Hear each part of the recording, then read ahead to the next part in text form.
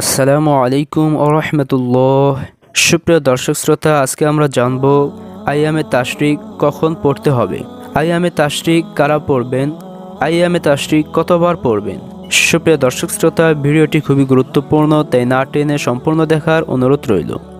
আইয়ামে তাশরিক কখন পড়তে হবে। আরাফার দিন 9 জিলহজ ফজর থেকে 13 জিলহজ আসর পর্যন্ত মোট 23 ওয়াক্ত ফরজ নামাজের পর একবার তাকবীরে তাশরিক তথা আল্লাহু আকবার লা ইলাহা ইল্লাল্লাহু আল্লাহু আকবার ওয়ালিল্লাহিল হামদ বলা ওয়াজিব।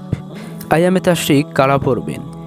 এটা ফরজ নামাজের পর প্রত্যেক বালেগ পুরুষ, নারী, মুকিম, মুসাফির, গ্রামবাসী, শহরবাসী জামাতের সঙ্গে নামাজ পড়ুক বা একাকী পড়ুক, প্রত্যেকেই একবার করে পাঠ করতে হবে।